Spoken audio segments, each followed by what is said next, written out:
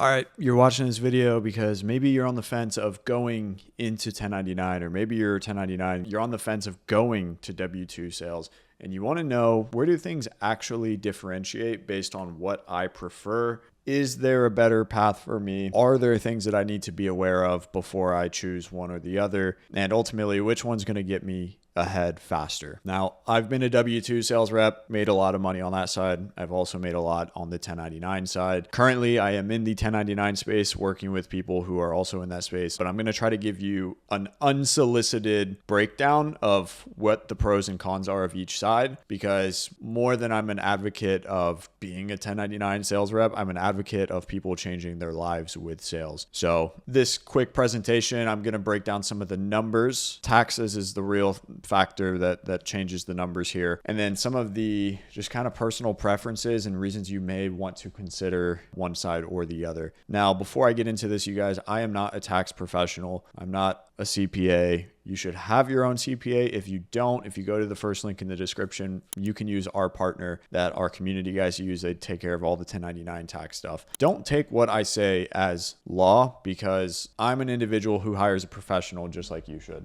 This is just what I've learned through the years filing on both sides. So first and foremost, guys, they're both good. Okay, both of these options are better than most other options out there that are not sales. On the W-2 side, you're going to get a lot of benefits. You're going to get your taxes automatically withheld. You probably might get benefits, unemployment, workers' comp, employer pays half of your FICA taxes, lower audit risks, and equity upside. However, in 1099 land, you get to take advantage of tax deductions, self-employed health insurance, QBI deduction, which we'll talk a little bit more about, S-Corp election, where the real differences are made, retirement leverage when it comes to contributing to retirement accounts, and generally, you're a little bit less capped on what you can make. When we get into the 1099 side of things, deductions are a big part of the picture. How do we lower our taxable income? And one of the easiest, lowest hanging fruit is going to be deduction. So if you work from home, just like I have this office here, I can write this off against my taxable income. Any kind of software or tech,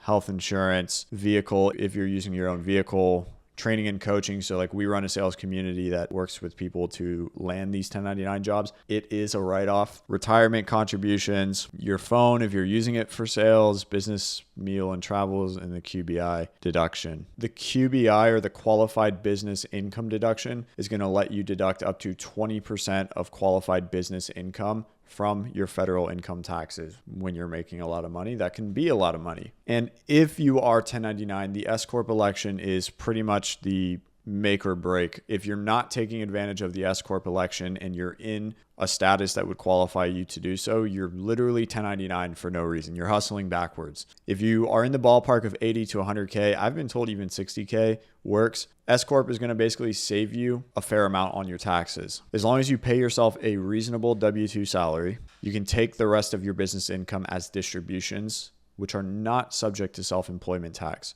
So let's just say you make $200,000 as a sales rep. This structure is going to save you 10 to 15 grand in payroll taxes alone. That adds up over time. So which one is for you? Well, if you want predictability and built-in benefits early in your career and you need more structure, if you have a family relying on consistent income and group health insurance, if you're not very disciplined with your money or tax planning, and if you're at a company with meaningful equity upside, W-2 could be for you. The 1099, on the other hand, if you're a top performer who's always getting capped, that was my experience. That's why I was interested in the 1099 stuff. If you want more geographic and time freedom, technically as a contractor, nobody can tell you when to work or how to work, just the deliverable that needs to get done. If you can handle some income volatility, if you're going to use the deductions, because if you don't use any of the deductions, you are 1099 and playing the risky path for no reason. If you plan to eventually start your own thing, this is an easy stepping stone. And if you do have someone such as a spouse that has health insurance, it makes it a lot easier. But I have something, and I can link it down below. I'll do second link in the description, is something I've been using for a couple of years. It's called Crowd Health. It's the best alternative that I've found. It's very affordable, and I've used it in,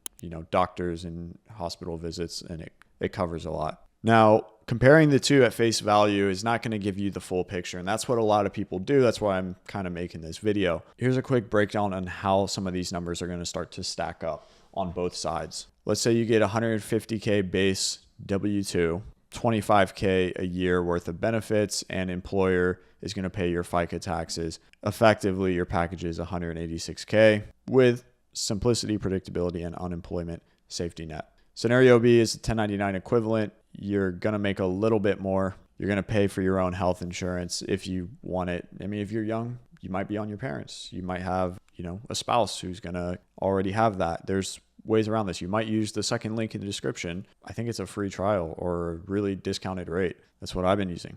You are going to pay your 15.3% self-employment, whereas over here you only pay 7.65. Now, if you file as S Corp, which again, if you're going to do this, you should file as S Corp, that gets cut in two. We're also not taking into account retirement deduction. This is where 1099 pulls ahead. With the right structure in place, a 1099 rep making 200K is going to take home 20 to 40K more annually, taking advantage of all the stuff that we're talking about here. The big difference maker here, guys, is not income. It is taxable income. So if you make 200K as a W-2 rep, your taxable income is 200K. If you make 200K without any S Corp, just 1099, your taxable income is 163. And if you do so optimized through an S Corp, taxable income is still 163, but then we can take out more FICA taxes and game the system just a little bit more. This is also assuming you're in the state of Texas where I am and there's no state income tax. So just in case you were confused. And here's the difference maker. Let's say you're making 200K gross. You're investing 20% of everything you have at the end of every year into the S&P, which is going to average 10% nominal return compounded. The numbers show you're going to have the most money using 1099 S Corp status should you be able to take advantage of all the benefits. The biggest benefit of being 1099 is get more money working for you faster so that you don't have to be a sales rep forever.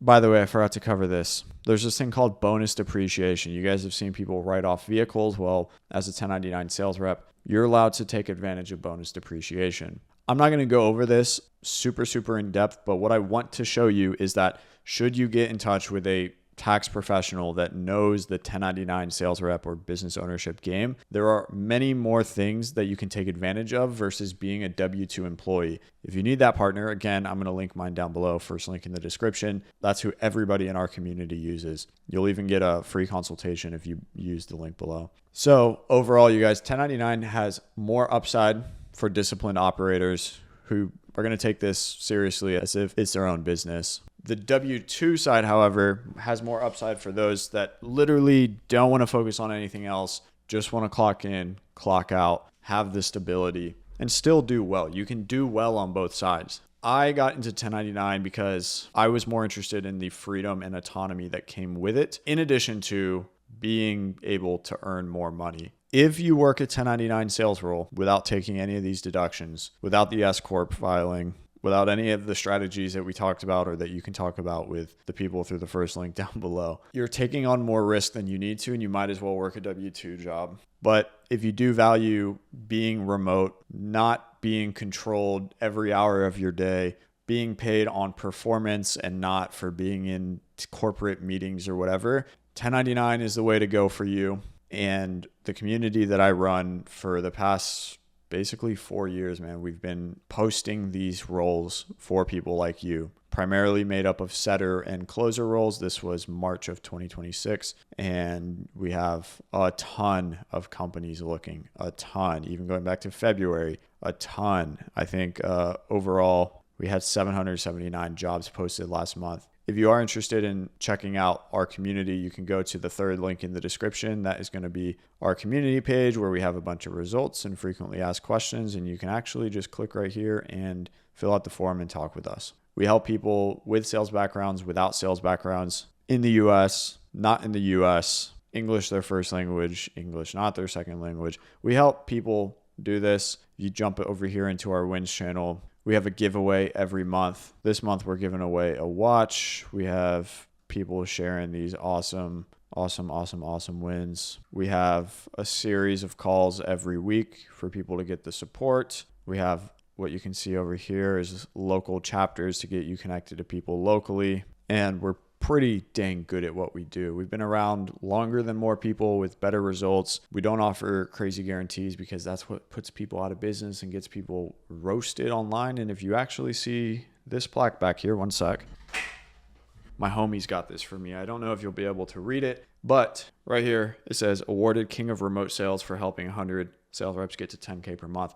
The only problem is we're not quite there. We're almost there. If you go to my YouTube channel and look at a playlist called TSSC member interviews, you'll see that we're pretty close. We have like 70 interviews. They're not all 10K per month. Most of them are. And our goal is to help 100 people make their first $10,000 per month through a 1099 remote inbound sales job. So if you're interested in that, you want to do it full-time, you want to do it part-time, you just want to learn more, go down below to the third link in the description, check out that page. And if you guys have any questions, again, I'm not a tax professional. Please don't take anything I said here as truth. Please consult with a tax professional. If you need one, go to the first link in the description. And if you're worried about not having the proper support, like 1099 is for you, but you're afraid of commission only, you're afraid of the tax side of things, you're afraid of the health insurance side of things, like we have things in place to make this easier for you, to make this less scary and more predictable. And a lot of that comes down to getting on a good offer where you make the money that you think you're going to make.